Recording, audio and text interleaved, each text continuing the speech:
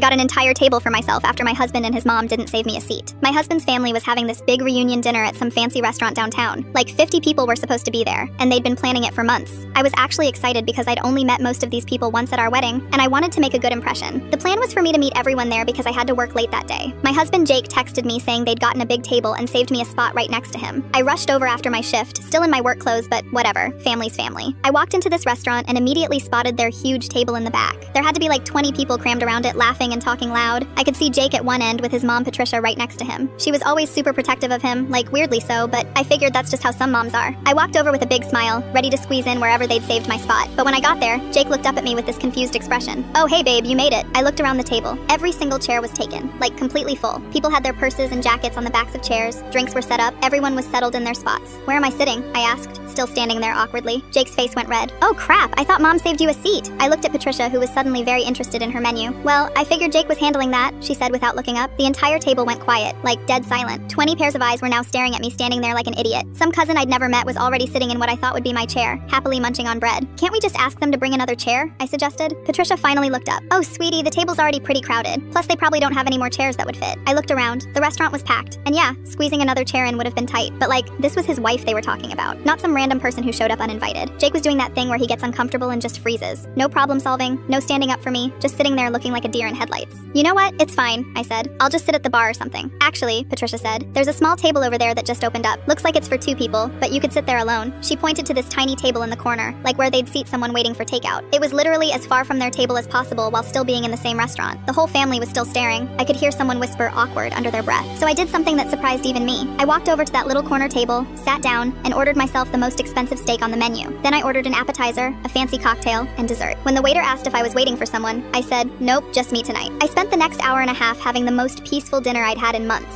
I could see their big table from where I was sitting, and it looked chaotic. Kids crying, people talking over each other, Patricia commanding everyone's attention with some long story. Meanwhile, I was sitting there eating amazing food, scrolling through my phone, actually relaxing for once. The waiter kept checking on me and was super nice. I even ordered a second cocktail because why not? About halfway through my meal, Jake came over looking stressed. "Babe, I'm really sorry about this. Mom said she thought we talked about you sitting separately." "When would we have talked about that?" "I don't know. She said maybe you mentioned wanting space or something." I just stared at him. "Jake, when have I ever said I wanted to sit away from you at a family dinner?" He couldn't answer because the answer was never. I'd never said that. "Look, just come sit with us. We can squeeze you in somehow." I looked over at their table. People were literally sitting on top of each other. Patricia was in the middle of some dramatic story with her hands waving everywhere, and there was food and drinks covering every inch of space. "I'm good here, thanks." Jake looked confused. "But it's weird that you're sitting alone. Weirder than not saving your wife a seat?" He went back to the table, and I watched him try to explain to everyone that I was choosing to sit alone. I could see Patricia nodding like that made perfect sense. I finished my meal, paid my check, and left. I didn't say goodbye to anyone, just walked out.